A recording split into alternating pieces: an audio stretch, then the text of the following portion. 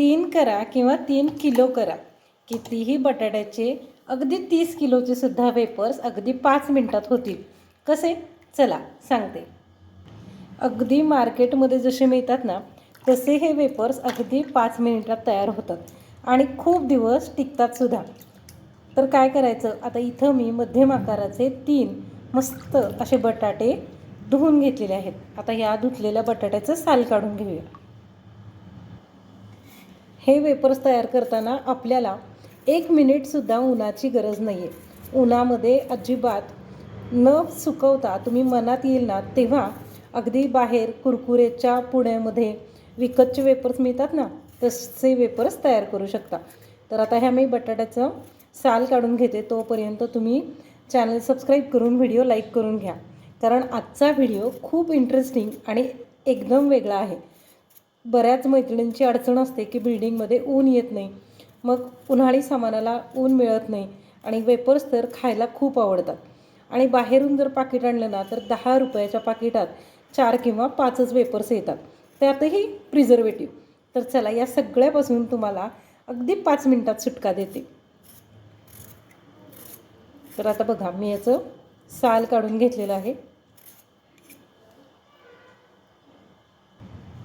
आता एका बाउलमध्ये पाणी घ्यायचं आणि आपली जी वेपर्सची खिसणी असते ना, त्या खिसणीने वेपर्स पाडून घ्यायचे. तुम्हाला हव्या त्या शेपमध्ये तुम्ही वेपर्स पाडून घेऊ शकता.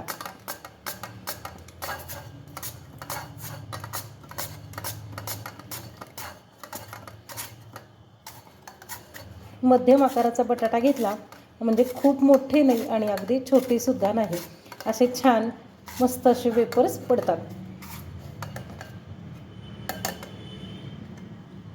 तर हे बघा, असे मी सगळे वेपर्स तयार करून घेते. तर आता ही ट्रिक जी आहे ना ती खूप महत्त्वाची आहे बरं का.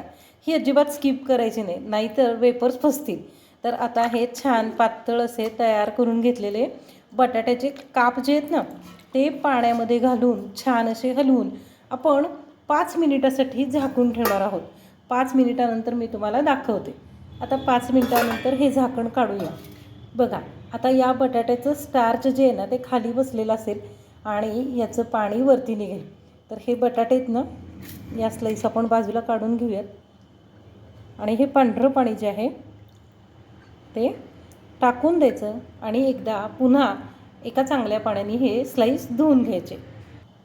तर आता बघा, हे चांगलं पाणी आहे त्यामध्ये पुन्हा एकदा घालूयात, म्हणजे हा बटाट्याचा पांढरटपणा जो आहे, स्टार्च जे आहे ते निघालं पाहिजे.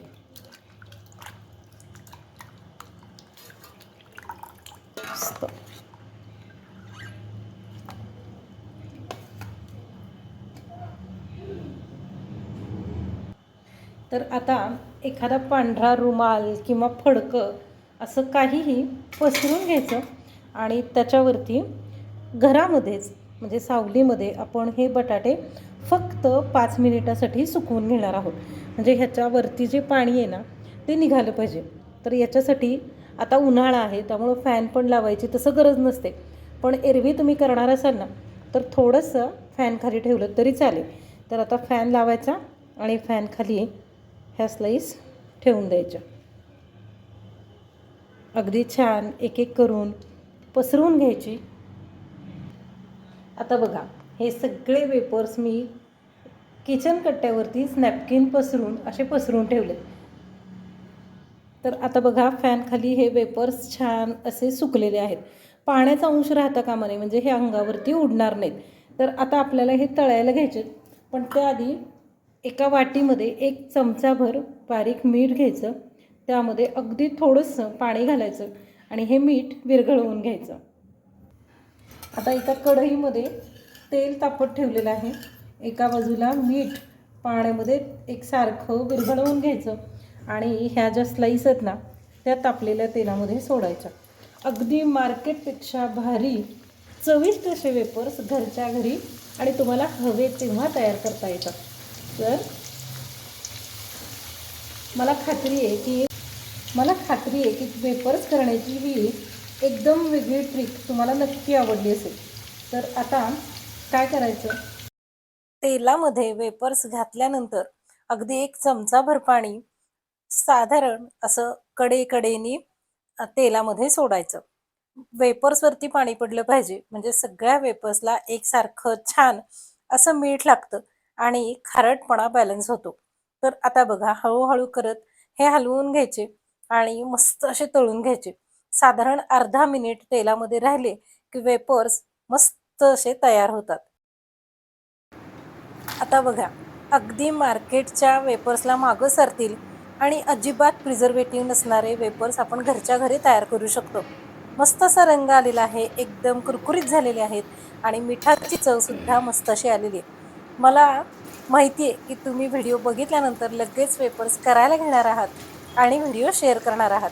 तेव्हा नक्की व्हिडिओ शेअर करा आणि व्हिडिओ लाईकसुद्धा करा. तर बघा, मस्त कुरकुरीत असे वेपर्स तयार आहेत आणि हे ना 6 महिने तुम्ही साठवून सुद्धा ठेवू शकता.